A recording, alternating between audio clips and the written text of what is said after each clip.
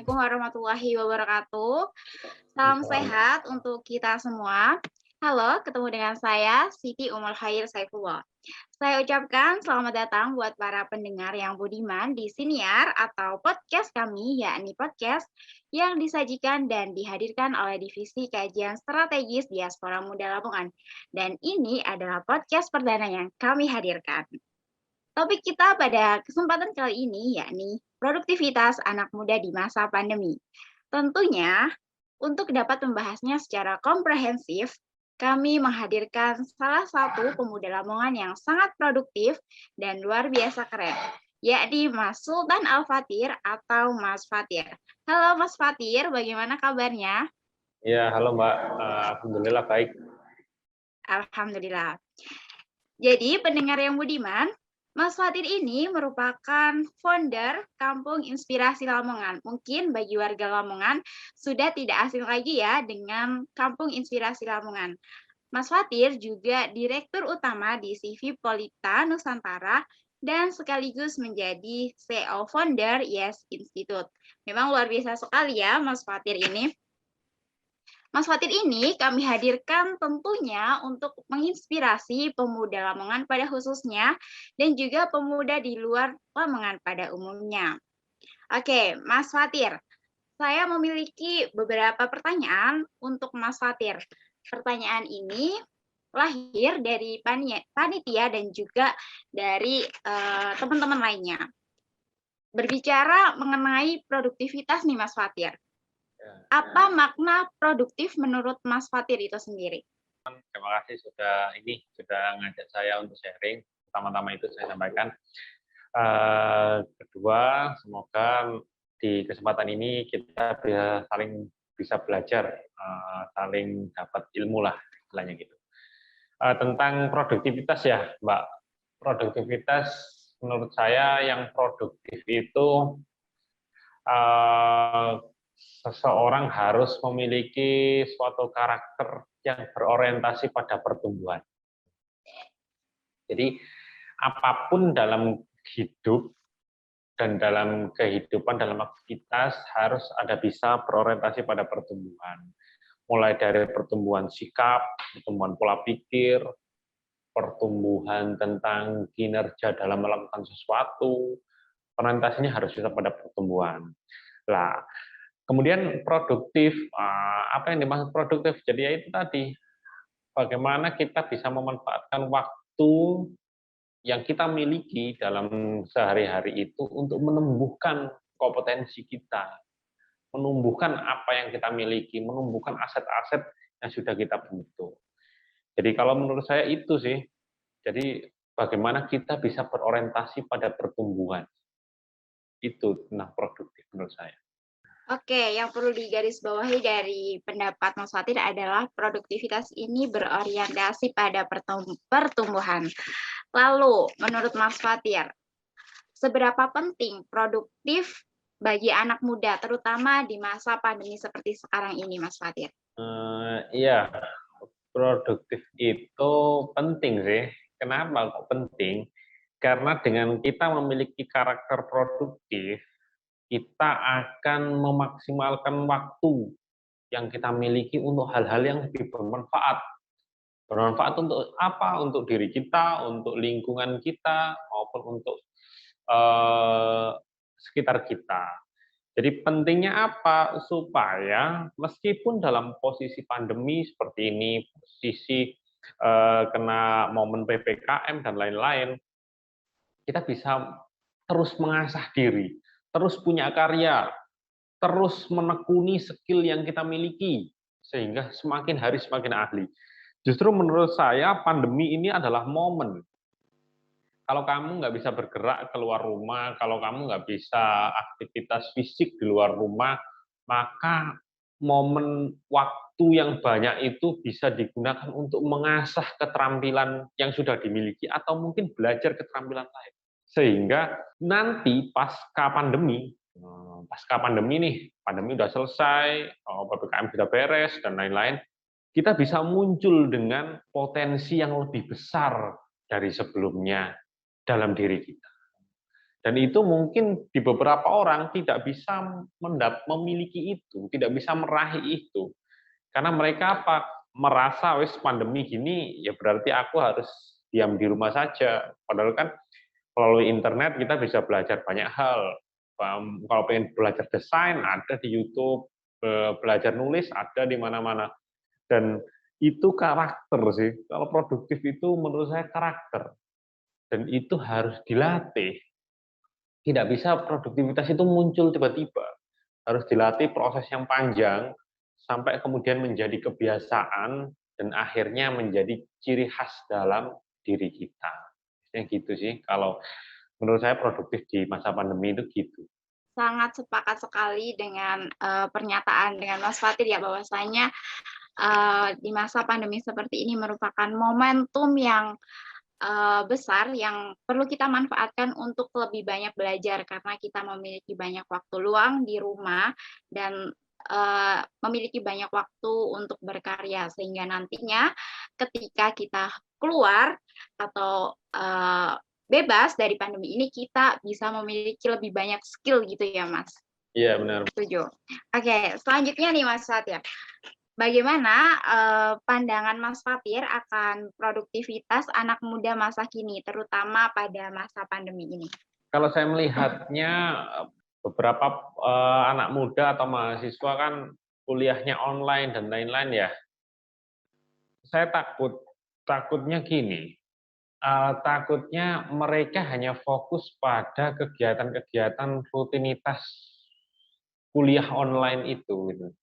Saya khawatirnya gitu. Sehingga mereka tidak mau mempelajari hal baru, mempelajari skill baru yang biasanya mereka dapatkan ketika tidak online, kuliahnya tidak online kayak gitu. Saya melihatnya banyak seperti itu anak muda itu. Dan kebanyakan mungkin sama sih teman-teman kalau diaspora ini anggotanya anak-anak kampus mahasiswa atau non mahasiswa juga, Mbak? Kalau boleh tahu biasanya.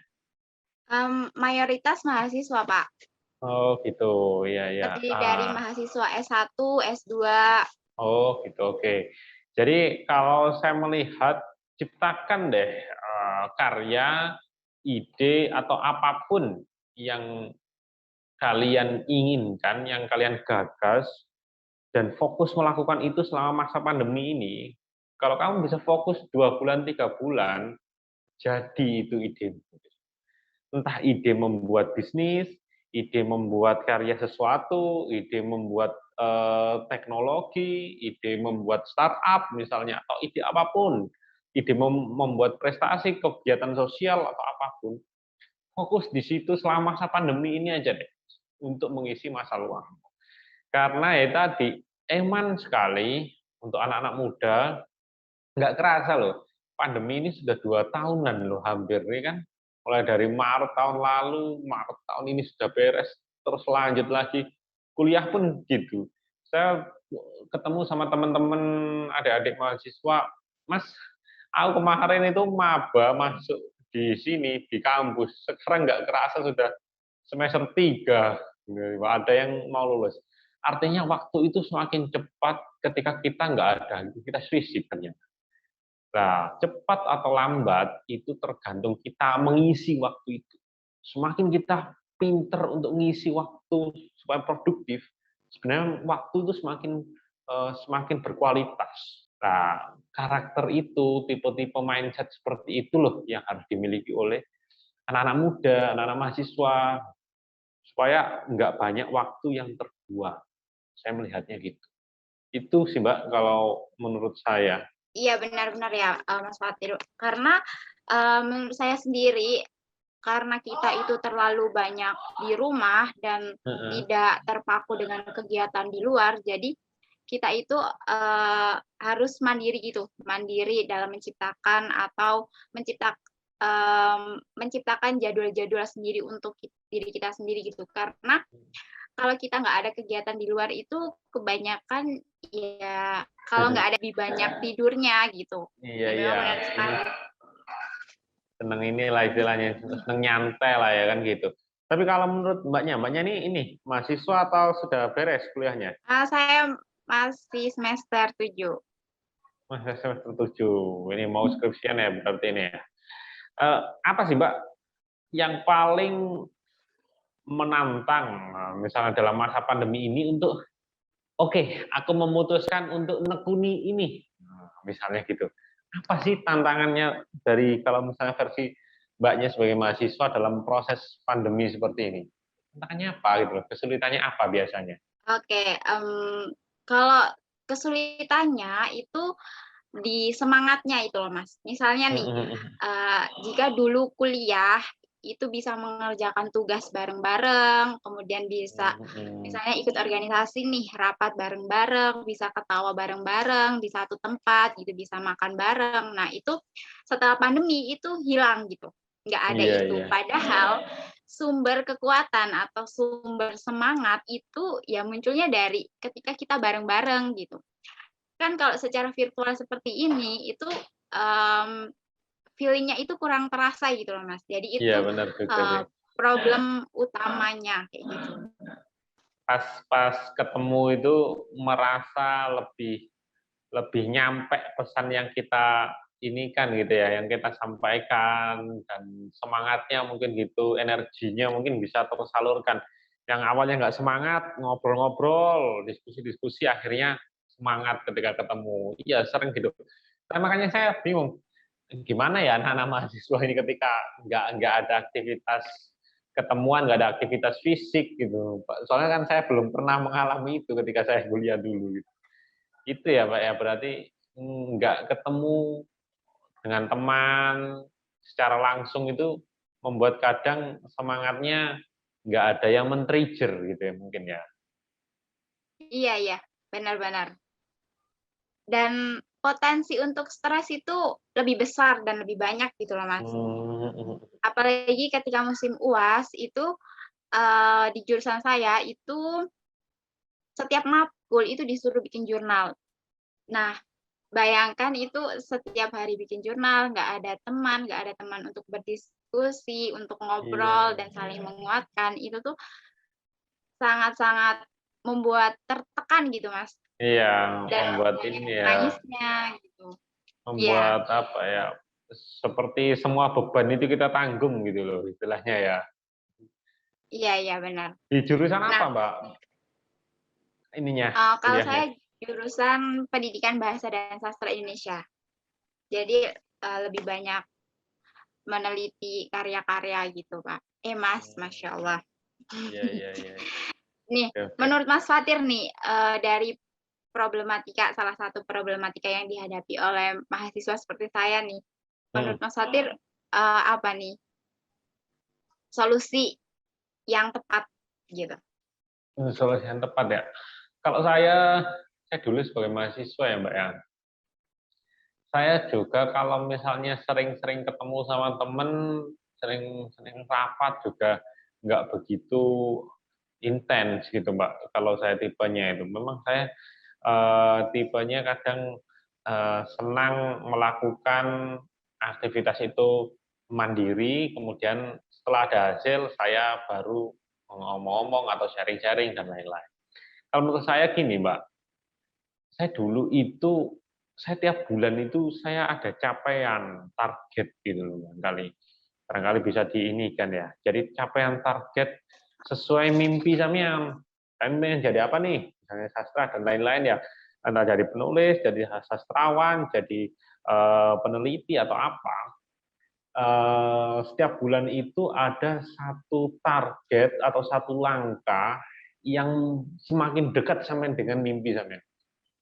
Dan itu harus dicapai, gimana pun caranya. Saya dulu gini, kalau saya mimpi saya jadi, kalau saya kan tipenya entrepreneurship ya, jadi pebisnis ya. Gimana ya caranya? Oke, bulan ini aku harus dapat link 3 supplier. Akhirnya saya apa? Selama proses itu, saya mencari-cari nih. Saya survei setiap Sabtu Minggu datang ke tempat-tempat UMKM atau supplier dan lain-lain. Karena apa? Karena saya setiap bulan itu punya satu target capaian untuk semakin dekat dengan mimpi saya. Sebelum saya, karena apa? Sebelum saya lulus, karena apa? Karena kalau nanti setelah lulus, kita baru sadar kita mau jadi apa. Berat sekali, Mbak. Beratnya adalah status kita itu sudah lulus. Sehingga kalau kita nggak ada kerjaan, status kita pengangguran gitu. Itu beratnya. Sehingga akses pun terbatasi setelah lulus. Jadi momen-momen menjadi mahasiswa semester 6, 7, 8 itu momen untuk apa nih target bulananku? Apa nih ya? Barangkali bisa seperti itu kalau tipenya. Sehingga apa? Sehingga kalau saya dulu itu ya nggak bisa ini. Saya karena punya capaian, punya target, saya nggak bisa lama-lama, misalnya lama-lama males-malesan, nggak bisa.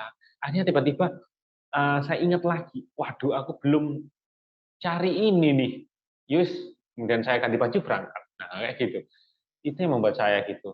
Terus memang ini sih tipe tipe teman sih, ada teman atau partner yang mungkin punya mimpi yang sama, punya ke kecintaan yang sama, punya passion yang sama, punya sesuatu ketertarikan yang sama terhadap suatu hal. Itu nanti sharingnya enak nyambung sesuai target atau capaian sama. Saya pengen jadi apa nih? Atau pengen punya target apa nih? Sharing ke anak itu. Nah, gitu. Itu sih kalau saran sepengalaman saya selama saya ngampus atau jadi mahasiswa dulu. Itu yang saya lakukan. Akhirnya setelah lulus, saya pas setelah lulus itu membangun ini, berdiri, Kampung Inspirasi mengawalinya. Tapi nggak banyak orang tahu selama proses semester 6, 7, 8, saya itu memagangkan diri. Kalau saya dulu kan kuliah di Malang, saya setiap Sabtu Minggu itu magang, Pak, di tempat-tempat wisata, di desa-desa wisata. Saya datangi, Pak, Bu, saya boleh nggak magang di sini 1 bulan setiap 1 minggu? Nggak usah dibayar. Saya mengamati di sana apa keunggulannya dan lain-lain. Kenapa? Karena saya punya mimpi, saya punya cita-cita. Lah gimana caranya semakin dekat dengan cita-cita itu melalui target capaian bulan. Itu sih Mbak kalau saya dulu itu. Akhirnya apa? Meskipun masa pandemi, kita mencoba untuk tetap maksimal nih apa yang bisa kita lakukan. Misalnya gitu. Wah, sangat luar biasa nih jawaban yang diberikan oleh Mas Sultan. Jadi pada intinya agar kita bisa produktif di masa pandemi ini, kita harus memiliki target dan semangat untuk mencapai target itu ya, Mas. Iya benar-benar. Dan selalu merasa punya tuntutan. Itu emang benar sekali sih, Mas. Karena ketika kita sudah berhenti atau merasa puas dan merasa tidak punya tuntutan, itu kita akan bermalas-malasan gitu. Ketika kita punya tuntutan, itu kita akan terus bekerja keras untuk mencapainya. Dan juga yang paling penting yang dikatakan oleh Mas Fatir itu kita perlu mencari circle pertemanan yang secita dan juga sefrekuensi untuk mendukung apa yang kita impikan di masa depan. Oke, selanjutnya nih Mas Fatir. Menurut Mas Fatir, apa saja sih yang harus dimiliki anak muda untuk menjadi produktif pada masa pandemi seperti ini? Harus punya mimpi yang jelas. Aku itu pengen jadi apa? Karena ketika saya kuliah, teman saya tanyai, kamu setelah kuliah pengen jadi apa sih? Nggak ada yang bisa jawab, Mbak. 70% nggak bisa jawab. Kenapa? Karena yes, kita mengalir seperti air saja. Waduh, ini yang bahaya. Jadi kalau kamu, meskipun masa pandemi, non-pandemi, dan lain-lain, kalau sudah punya mimpi yang jelas, tergambar, tervisualisasi, apa yang jadi gini, tempatnya kerjanya seperti ini, aktivitasnya gini, kamu akan mulai mencari langkah-langkah kecil melalui target capaian bulanan tadi. Jadi pertama harus punya kepinginan yang jelas. Aku setelah ini mau jadi apa? Pengen apa? Pengen jadi seperti apa? Kemudian kedua, gimana caranya agar produktif? Kalau saya dulu juga gini, barangkali bisa ini, checklist aktivitas harian. Misalnya mulai jam jam 6 sampai jam 7 ngapain nih? Sarapan misalnya, bangun itu harus sarapan jam 7 sampai jam 8, ngapain? Jam 8 sampai jam 10, ngapain lagi ya? Kegiatan-kegiatan itu harus dilakukan, komitmen untuk dilakukan. Termasuk misalnya penjadwalan untuk olahraga, untuk ketemu sama teman harus dijadwalkan di situ. Mau Zoom meeting, ya dijadwalkan di situ. Nah, sehari agar kamu bisa produktif itu minimal harus ada 10 aktivitas penting yang harus kalian lakukan. Tips ini itu saya dengar ketika saya semester 2, ketika saya di kampus dulu itu di PA ini, Abu Rizal Bakri. Jadi Abu Rizal Bakri itu pernah satu kesempatan saya pernah menghadiri, ya, dan terus dia sharing, ketika muda itu seperti apa sih? Ternyata apa? Melalui timeline schedule itu, melalui jadwal yang teratur gitu. Mau nggak mau, kita harus menyelesaikan tugas itu dalam durasi tersebut. Jadi kamu akan mengeluarkan semua potensimu, gimana tugas ini, makanya gitu, aku membuat laporan praktikum, itu kasih waktu 2,5 jam. Ini selesai nggak selesai, harus pindah aktivitas. Karena kalau aku ini terlalu lama, aktivitas selanjutnya ini akan semakin mepet waktunya. Nah, itu yang men-trigger lah. Saya memberikan denda kepada diri saya sendiri, misalnya hari ini, waduh, aku nggak bisa melakukan satu, maka satu aktivitas ini harus dilokir ke hari selanjutnya. Jadi semakin aku menunda, semakin banyak tanggungan di hari berikutnya. Dan itu memang komitmennya harus pada diri. Nggak bisa itu disuruh atau apa. Komitmennya harus pada diri. Kalau orang, dan tipe-tipe orang yang berhasil itu seperti itu ternyata ketika masa mudanya. Jadi memiliki timeline schedule. Makanya saya kok heran, gimana caranya kok ada orang miliarder usianya 40 tahun, 50 tahun, punya bisnis dan lain-lain. Gimana karakter ketika dia muda itu? Nah, rata-rata itu punya timeline schedule yang kemudian setiap schedule itu dia disiplin untuk melakukan. Nah, itu sih kalau dari saya. Pertama tadi punya mimpi, punya target capaian, kemudian menjalankan timeline schedule, terus apalagi ya yang terakhir, apa ya, kalau di masa pandemi ini mungkin fokuslah pada pertumbuhan diri yang sama mungkin yang sama kayak tadi. Jadi gimana caranya kita bisa tumbuh melalui kegiatan meskipun virtual, meskipun apa, pokoknya gimana caranya bisa tumbuh. Karena nanti pada akhirnya setelah pandemi ini semuanya orang akan muncul keluar. Tapi ada yang muncul dengan kompetensi yang sama seperti sebelum pandemi. Padahal pandemi sudah 2 tahun gitu. Terus ada lagi, dan kebanyakan orang muncul dengan kompetensi yang sama sebelum pandemi. Jadi kalau kamu memiliki karya, punya skill, punya kompetensi yang unggul, gitu, kamu nanti akan muncul langsung di permukaan ketika pasca pandemi. Dan momen itu harus dipersiapkan menurut saya. Nggak bisa ujuk-ujuk nanti, waduh, temanku kok punya skill gini, aku tak belajar. Wah, sudah telat, karena temanmu sudah lari dengan karyanya, sedangkan kamu masih belajar melangkah, misalnya belajar untuk belajar mengetahui ilmu-ilmu baru. Nah, itu sih kalau saya sih Mbak, menurut saya untuk teman-teman anak-anak muda ini. Ya, sepakat sekali ya dengan apa yang disampaikan oleh Mas Fatih dan memang benar adanya, saya pernah merasakan itu ya Mas, gimana sehari tanpa schedule atau tanpa list yang akan saya lakukan di hari itu dengan, sehari dengan itu gitu. Jadi ada bedanya ketika saya punya list yang saya lakukan pada hari itu saya akan merasa jauh lebih produktif dan semangat gitu. Tapi ketika saya nggak ada list itu, saya malah seenaknya sendiri gitu loh, Mas. Seenaknya sendiri Kayak ya. iya, males gitu. Soalnya ini ya mungkin merasa aku kan nggak ada jadwal atau kewajiban apapun hari ini. Ya wis, enak aku aja. Nah, istilahnya gitu mungkin. Itulah penting makanya membuat timeline schedule harian itu. Itu kalau saya dulu gitu tipenya.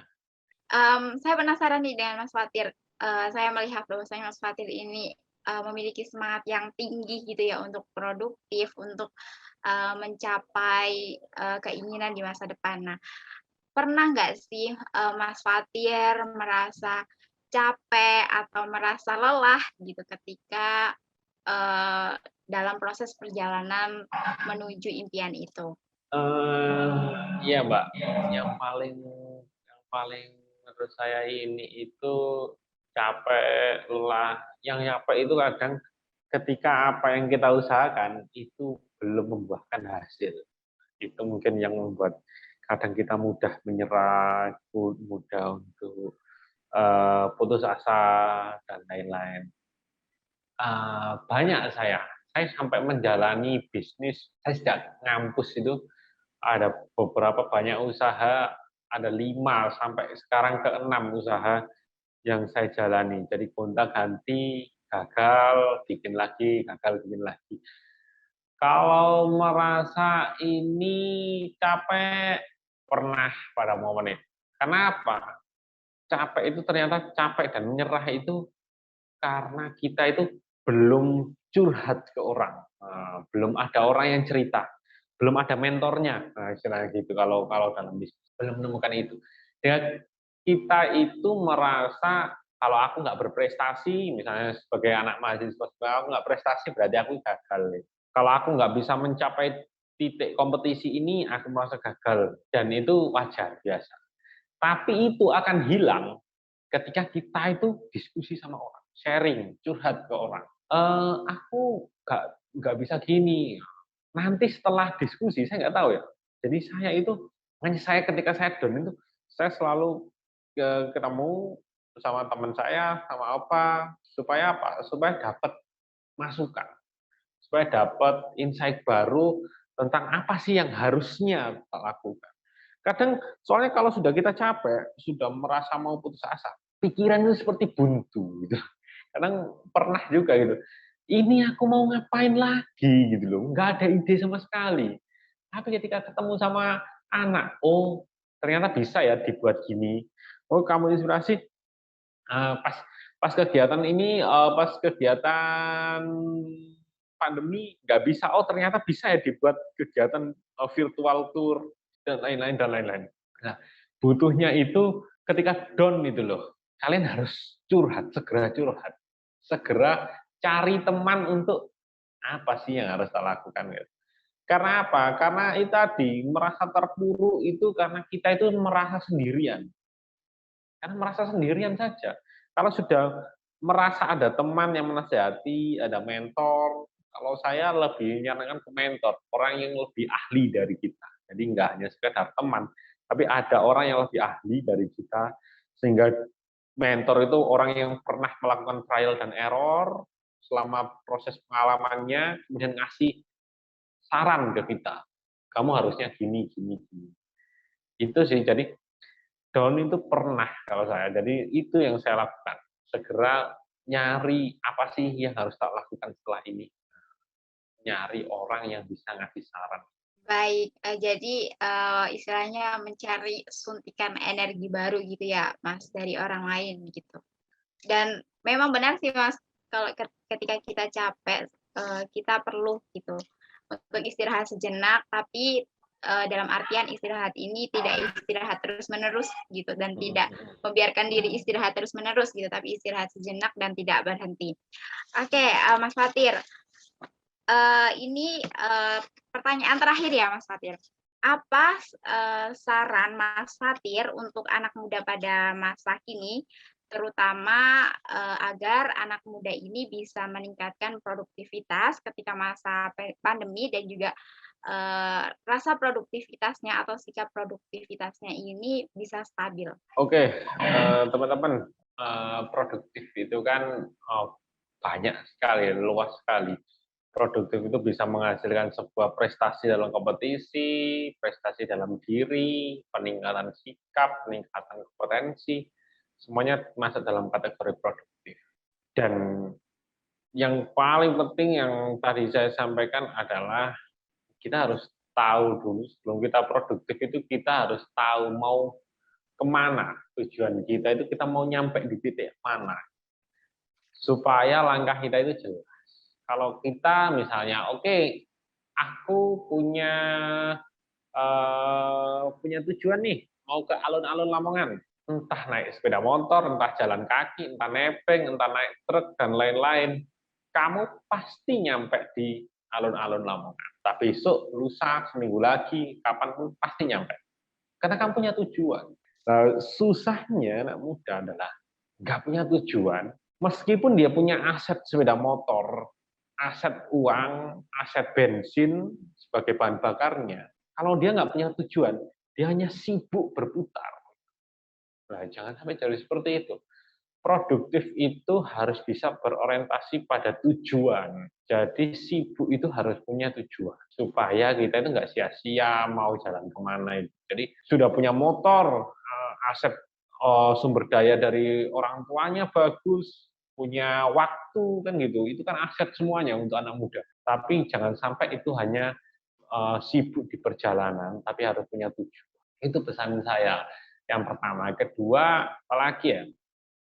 Untuk anak-anak muda ini, coba deh buat sesuatu atau belajar sesuatu yang belum pernah kalian pelajari, yang mungkin itu bisa jadi skill kalian yang baru, mungkin itu jadi mata pencaharian kalian.